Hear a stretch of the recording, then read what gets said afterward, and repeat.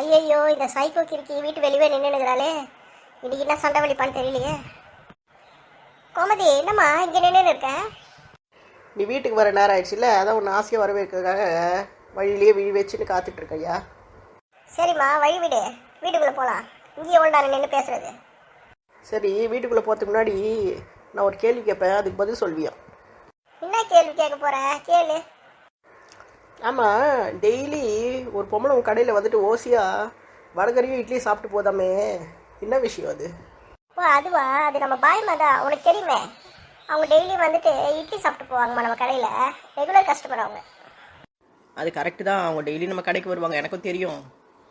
ஆனால் நீ என்னத்துக்கு அவங்கள பார்த்து அப்படியே இழிச்சுன்னு இருக்க? நீ சொல்கிற மாதிரி எதுவும் நடக்கலையம்மா. ஐயோ, அவங்க தலையை சொரிஞ்சு உன்னை பார்த்தாங்கல்ல, அதுக்கு முன்னாடி நீ இழிச்சியே ஞாபகம்ல? அவங்க எப்போ தலையை சொரிஞ்சாங்க?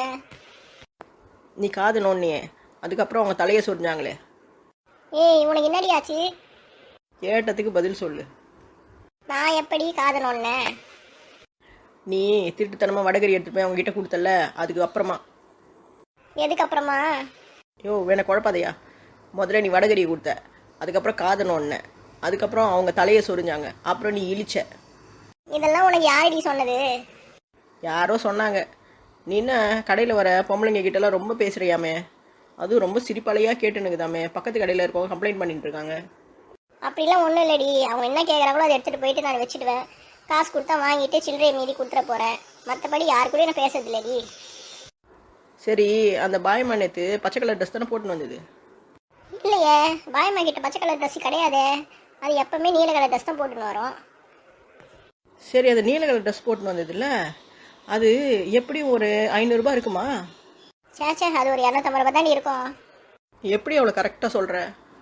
கரெக்டாக எங்கே சொல்கிறேன், ஒரு குத்தி மதிப்பாக சொல்கிறேன். ஆனால் பாயம்மா என்கிட்ட வந்து அது 1000 ரூபான்னு சொல்லிச்சேன், எப்படி அது? அப்படியே உங்ககிட்ட சொல்லிச்சு, அது சும்மா போய் சொல்லியிருக்கோம்.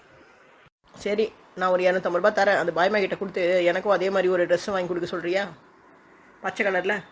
அது எதுக்கு அந்த பாயம்மா கிட்ட போயிட்டு காசை கொடுத்து அதை வாங்கி வர சொல்லணும்? அந்த பாயம்மாக்கு நான் தான் வாங்கி கொடுத்தேன். என்கிட்ட காசு கொடு, நான் நேராகவே வாங்கி வந்து கொடுத்துட்றேன். ஐயோ, சிக்கிட்டேனே.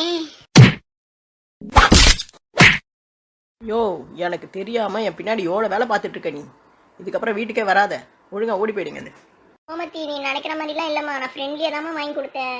ஏன்யா, கல்யாணம் இவ்வளோ வருஷம் ஆகுது, எனக்கு ஒரு தடவையாவது இந்த மாதிரி ஃப்ரெண்ட்லியாக வாங்கி கொடுத்துருக்கியாயா? ஊரில் இருக்கிற பொம்பளைங்களை பார்த்தா உனக்கு ரொம்ப ஜாலியாக இருக்குது, என்னை பார்த்தா வெறுப்பாக இருக்குதா? ஐயோ, யாராவது என்ன காப்பாத்துங்களே. என்ன இது கோமதி சிங்க போட்டு இங்க துவச்சுனுக்குது? உன்னை என்ன பண்ணுறேன் பாரு நான். கோமதி, எதுக்கு அவரை போட்டு இப்படி அடிச்சிட்டு இருக்க? கோமதி அக்கா, அவரை விடுங்க. நல்ல வேலை இவங்க 2 பேர் வந்ததுனால நம்ம தப்பிச்சோம். நீ சாயந்தரம் வீட்டுக்கு அவனை கவனிச்சிக்கிறேன். இதுக்கு என்ன கூப்பிட்டீங்க? ஏன்டி இவ்வளோ கோவமா இருக்க? உன் மூஞ்சி என்ன சோப்பு தின்ன எலி மாதிரிக்குது. முதல்ல கோவத்தை அடிக்கிட்டு நார்மல் ஆகுது. சொல்லுங்க, என்ன விஷயம்? அக்கா, எதுக்கு அவரை போட்டு இந்த துவைத்து வைக்கிற? அது ஒன்றும் இல்லை, கடைக்கு வர பொம்பளைங்கிட்ட இவர் ரொம்ப வழிகிறாரு, அதான் கொஞ்சம் கண்டிச்சேன். அது வீட்டுக்குள்ளே கூட்டிகிட்டு போய் கண்டிக்கிறது. நீங்கள் 2 பேரும் இங்கே வருவீங்கன்னா என்ன கனவா கண்ண? அதான் ரோட்லேயே நிற்க வச்சு கொஞ்சம் விசாரிச்சு விட்டேன். இதெல்லாம் கண்டுக்கப்படாது, இது புருஷன் பொண்டாட்டிக்குள்ளே அப்பப்போ வர என்டர்டைன்மெண்ட்டு. மாற்றி மாற்றி நாங்கள் திட்டிப்போம், அடிச்சுப்போம். சரி, நீங்கள் என்ன தேர்வு பண்ணிட்டு போங்க. நாங்கள் ஒரு விஷயமும் ஒன்று கூட்டிகிட்டு போகலான்னு வந்தோம். என்ன விஷயம்? கோமதி அக்கா, நாங்கள் வயல் நண்டு பிடிக்க போகிறோம், நீங்களும் வரீங்களா? ஆமாம், ஒரு வாரமாக நல்ல மழை பெய்யுதுல, வயலெல்லாம் தண்ணி இருக்குமே, நிறைய வயல் நண்டுங்க இருக்கும்.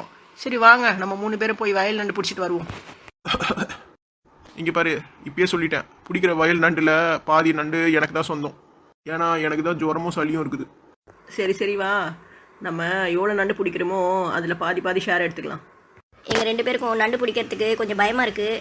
நீங்கள் தான் நல்லா நண்டு பிடிப்பீங்கல்ல, எங்களுக்கு கொஞ்சம் உதவியாக இருக்கிறீங்களா? சரி இருங்க, நான் ஒரு மண் சட்டி ஏதாவது இருந்தால் எடுத்துகிட்டு வரேன், பிடிச்ச நண்டெல்லாம் அதில் போடுவோம். மண்பானையை தூக்கிட்டு போனால் ரொம்ப வெயிட்டாக இருக்கும், அதுக்கு பதிலாக ஒரு பிளாஸ்டிக் கவர் கொண்டு வா, அதில் போட்டு எடுத்துகிட்டு வந்துடலாம். பிளாஸ்டிக் டேப்லெலாம் போட்டோன்னா அதோட பல்ல வச்சு அது கடிச்சு வெளியே வந்து நம்மளே கடிக்கும். பரவாயில்லையா? ஐயோ, கடிக்குமா? சரி, அப்படின்னா நீ சொல்கிற மாதிரி மண்பானையை கொண்டு வா, எல்லாத்தையும் அது உள்ளே போட்டு மூடி வச்சிடலாம். சரி, அதுக்குன்னு காற்று போகாத அளவுக்குலாம் அந்த பானையை மூடக்கூடாது. ஏன் மூடினா என்ன ஆகும்? காற்று போகாத அளவுக்கு மூடினா அந்த குட்டி நண்டுங்கெல்லாம் செத்து போயிடும். செத்த நண்டை யாரும் சாப்பிட மாட்டாங்க. சரி சரி, நண்டு பிடிக்கிறதுல பிஹெச்டி முடிச்சிருப்பா போல.